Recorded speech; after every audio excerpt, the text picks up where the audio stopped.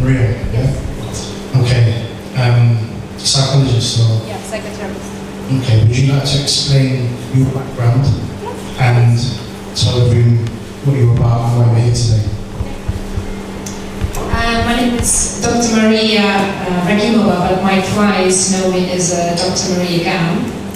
And I have 4 qualifications, and 3 of them about psychotherapy, psychology actually. So,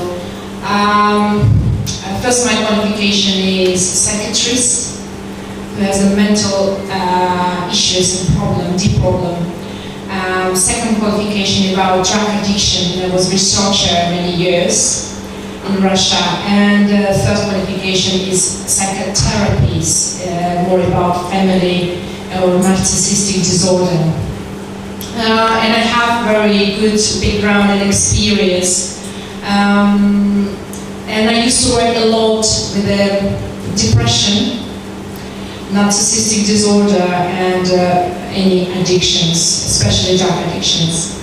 So, and here I am to answer for any question, whatever you have, and explain, maybe from my side, as a specialist. Leon, would you like to speak, please? Thank you for passing the mic. I'm very interested. Thank you very much. Thank you very much. That's very nice. My name is Leon Mckenzie. I'm a former Premier League football player and also former professional boxer. Now a mentor for under 18s, under 16s at Crystal Palace Football Club. I played football for 18 years, retired from football and went into professional boxing at quite a late age, being 35 years old. I'm from a well-known family in terms of boxing, my dad being a former British European champion, Julius Mckenzie, and my uncle Julius being a former 3-time world champion. So there's some history within my family, but boxing came into play at a time in my life where it was needed. I needed a different purpose, and as they say, when you kind of lose your identity, which that's what happened after football. I lost my identity as a person. I didn't really know who I was anymore. And I was sort of searching. So mental health really kicked in at a very delicate time in life. You go through life circumstances, things happen. Sport doesn't really prepare you for those psychological issues or life circumstances happening. Sport doesn't prepare you for divorce, missing your children. It doesn't prepare you for having mental breakdowns yourself. In terms of positional change, it can happen to anyone. And as we are here at O2 today, with Frankie, explaining about the reasons why we're here, it's very important to just bring everyone together, just to have the conversation, because at the end of the day, suicide is a very delicate subject. And 200,000 people per year attempt to take their own life. 125 people a day take their own lives. A week, and 18 people a day take their own lives. So the stats are what they are, but that's why it's just important to come together, because you never know who's listening and who needs help. So that's the reason why I came today.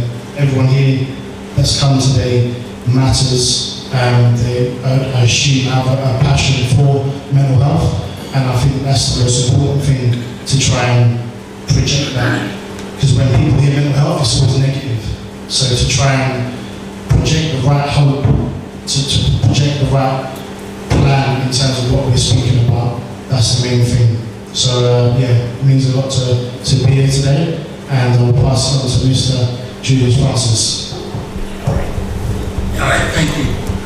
Thank you for inviting me here to this forum. My name is Julius Francis. I'm a former British and Commonwealth heavyweight champion.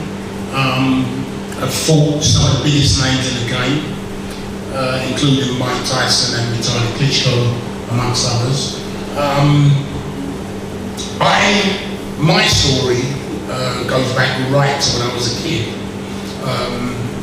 and having seen mental health, but not ever been able to understand it. My mother suffered with mental health issues, and obviously as a child you don't know what these things are, but you see them, you see this kind of this behaviour, and obviously not understanding it. And then as I grew up, maybe kind of hearing and seeing and people saying, oh, people are, a term that was used back when I was a kid, that was mental, and going into mental homes, you know, so, and that was a term that was just thrown around. And then, obviously, growing up, like Clinton said, oh, sorry, Leon, sorry, I'm getting it wrong. right, sorry. Leon, like Leon said, growing up in a family where, for me as a child, physical abuse was quite a regular thing. But not understanding that this physical abuse can obviously transfers later in life. So I, as a teenager, was getting in trouble. As a 20-odd-year-old, experiencing getting to prison, going into prison, and doing all the things on the road and whatever. As I say, my journey, I talk about my journey in life as being quite colourful, as a colourful thing, but as later on in life, as I got into my 40s and now into my 50s, being able to sit back and reflect on my journey, my life's journey, seeing where I went wrong and understanding where these different feelings and things have come from. And then being in a position at one point in my life where suicide was that close, you know? And like I say, in my life journey, my career as a fighter, being at the very top of the game, and everybody calling your name, and everybody's adulation and pats on the back and everything, but then things happen, circumstances and things happen in your life, and then you hit rock bottom, and then you say to yourself, right, where do I go from here? When you go from here, a lot of people, what I have now found out, a lot of people take that step and go and suicide, you know, which is like was said, it's a very an important issue that kind of seems like it's not tackled, but then all the issues behind that suicide and behind people taking their own lives, we don't look at the steps that took them there. We kind of fail to see this. So again, going back to me and understanding that I was really there. And people go, but you're so strong, you're so big and strong, and you've got all these things happening around you. But yes, you might have this face that smiles at everybody and everything seems to be going right. And then as soon as you go behind closed doors, you're lonely and depressed, and you are just that kind of vulnerable person. And that's what I was able to learn about me. But again, so moving forward now, I've been able to be involved with working with young people in gangs, crime, working in prisons where I see people that have suffered depression and understanding and trying to understand their journey, and knowing that we, all of us, every single one of us have a story. Yeah, whether it's a story that you end up being famous, or whether you end up making money, or whether you have businesses, and all these things, and then sometimes those businesses and sometimes those things fail, and then there's no one, you haven't got anybody to fall back on, and that's a very important thing. So again, so that's part of my story, part of my journey. So I'm here to maybe answer questions and hopefully learn things. George? I'd like to hear what you got to say.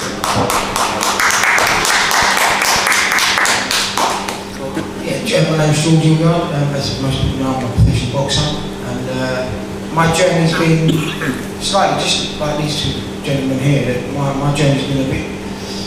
I was this big prospect, signing a £15 million contract deal with Matchroom Sport, and that's people here may think, Christ, wow, that was the worst thing that ever happened to me as a sportsman.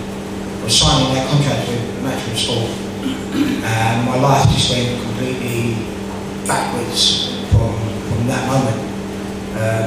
We found out who your family are, who your friends are, and in 2006, 2007, that's when I really hit the low of the low, and that's why we're doing a documentary and obviously my autobiography, talking about everything that went on in the process of that.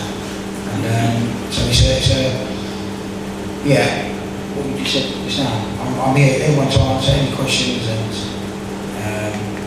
talk about my journey. Hopefully it can help someone. If it's one person here can take something away from it, then we've done our job tonight. So yeah, so far away any question. Open up the forum, yeah. Exactly that. Pass the mic. Yeah. Whoever wants to talk. Everyone here that actually wants to talk, then please. Dino, do you have a chat, yeah? You alright? Okay. Who wants to ask? So, yeah, questions. Any questions? I'll ask it.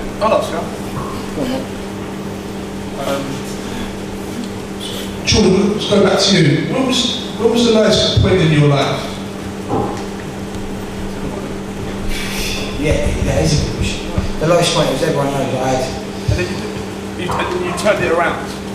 I'm slowly turning it around. Are you turning it around? Yeah, it's slowly going back. I'm in a lovely place now, but back then it was family members.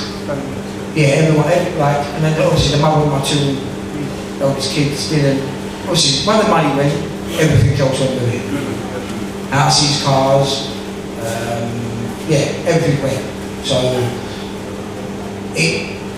and by the way, I have to take a blame for that as well. I played my part. I'm not saying this is all one way. I played my part in. I could have been better in certain situations, but I didn't. I loved the man like he was my own dad, and to find out he was shafting me all along from such a young age, it takes hard. It's hard to get over, and especially in the boxing. By the way, this happens in every sport, and it's still happening today. But it's good now. It's now good for us to all to be talking about it and curious, so we can help the next generation come along. So yeah. So like you three, Being boxers, and obviously you're not always going to win, you're going to lose. Yeah. So when you're in the dark room, and you've lost a fight, right, and you think you've won, or you might have won, and you're on your own, and no one's around you. Yeah. Because everyone's patting you back before the fight, they're in your dressing room. Yeah. I'll never forget what Michael Scott told me. He said when he fought Danny Williams, he had about 500 people in the dressing room, give and take. I'm not saying realistically about a couple hundred. I'm sure it was because it was in Reading. And as soon as he went back to the dressing room after a points defeat, there was 5 people in the room. And he said it took about 6 months psychologically to get over that. Yeah, of course. Because he said no one was around you. That's right. When you lose, no one's about. So, that scenario, as sports people, we can relate to 100%. Being at the top of your game and going into, say, a boxing match, you're expected to win, and then you lose. Your phone stops ringing. And I remember, going back, my manager was Frank Maloney. So Frank would say to me, I remember Frank would say to me, go to the office, and Frank would say to me, if you lose, you're going to be the team boy in the gym, in the office. So I was always under pressure. And it wasn't just the pressure of winning, excuse me, it was the pressure of looking good, as in being physically in shape. So again, one of the things that I did, which I never realised, what was so, when you hear this, you're going to say, but it was this. So I used to train, get up, go running, training, and sparring and everything like this. And then when I went out to eat, or when I had food, I'd eat food, and then all of a sudden, about half an hour later, and this was constant, daily thing that I did, I look at myself and I go, oh shit, I've eaten too much food. So I'd run to the toilet, and I'd stick my fingers down my throat, and be sick. And I did this constantly for maybe about 7 or 8 years of my boxing career, at least. Because I was always thinking that I needed, and I was heavyweight, I was a heavyweight champion, like I said. But I was always under the impression that I had to look a certain shape and be a certain way. So I wanted to have a flat stomach and muscles and look good and whatever. So that's one of the things I did for years. Not understanding, not realising how mentally, as well as physically, it was detrimental to my career. And how ill that was making me. But I used to go into the gym. When I used to spar, I used to go into the gym and I used to spar 8, 10, 12 rounds. And my trainer would say to me, drink water, have a drink. And I would just take a sip, and I'd take a sip of water on my tongue. And that was it. And I was because in my head I was saying, no, if I drink too much water, I'm gonna get fat. And it's one of those things. And then I spoke about this again a few years ago. And someone said to me, that's what you used to do? I said, yes, that's what you used to do. It was constant. That was a constant thing throughout my career. And they said it was bulimia. And I'm like, I've heard of this thing, but that's not me. You didn't ever want to talk to you about that? No, because it was just about, I needed to look good to go into the ring and win. Even though I didn't win it. So what was you fighting at? What was your fighting weight at that time? My fight, as a heavyweight, I started off at, I think, about 15 and a half stone. There are pictures of me back in the day, and I had a six-pack, and I had muscles and this and that, not like now. But I wanted to look good. And that psychological thing of, right, your trainer saying, yeah, go on, right, just push yourself a little bit harder, And that goes all through eating, training, running, and just psychologically, again, a psychological thing, it's a mental thing. I did this to myself, and I know now that there are hundreds, if not thousands, of young people, young men and women, that do exactly the same thing because they want to succeed. And again, it's that thing where we push ourselves, but we don't have anybody to guide us in the right way. You know, we drive ourselves, and yes, we can say this, we drive ourselves crazy to look good and be the best, at the detriment of our own selves.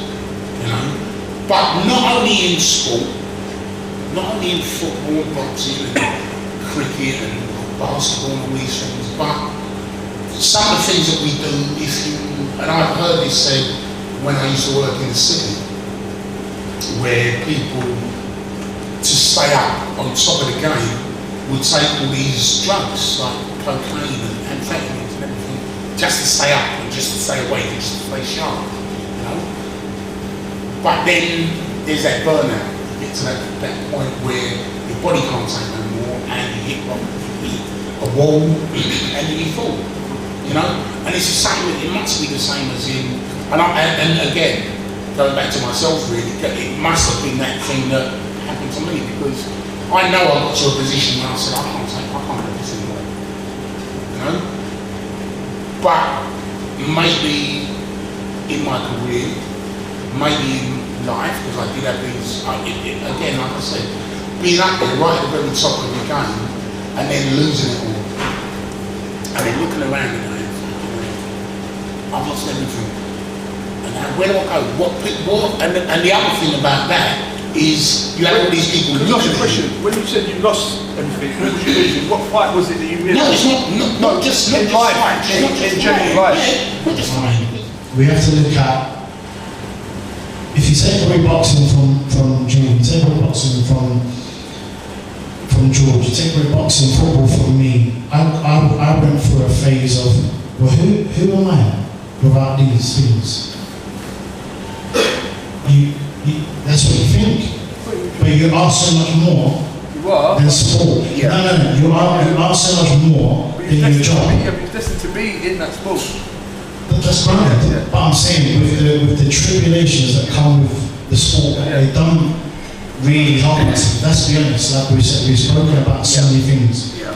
Whether it's management, whether it's angels, whether it's people that pretend to care, whether it's you're winning title fights and everyone scoring big goals, big goals in the Premier League. And, everyone loves you. Everyone's calling your name, you're saying, "Oh God, everything's great." But it's really interesting when it doesn't actually magnitude to that anymore. And your career's fading out, and the change rooms are getting quieter, and friends. I've got the name of my friends on my hand now. Yeah. I had a load of friends when I had a lot of money. I had a load of friends. I thought, oh, where'd you come from? But you know what, I've got it, so I'm generous with my money. And that's where sometimes I look at the people like Mike Tyson and so many athletes over the world who have that generous heart in terms of giving. I can see where it went wrong, because if you're not educated in how to understand, most of us from South London, when we're growing up, my dad couldn't teach me how to look after my money. You're mad. He didn't have the education around that. Jamaican background, they don't understand from a business element point of view. They didn't, bless his heart, he just didn't understand how to look after money. So sometimes you put your hands into the wrong influence, and that's what happens a lot in terms of the whole upbringing of everything. But the main thing is just to, like I say, everyone's got their own journey, so everyone's important. Everyone holds their value within their souls. And once you understand your identity, the person you are today, your thoughts are your biggest thing. So your thoughts create everything. That's what goes into our action. So if our thoughts are negative, our actions are going to be that. But once we start programming our mind, which I'm sure we will be able to kind of follow up on more so from an particular point of view. But once we, create better thoughts, we create better actions, and that's really what it's got to say to me.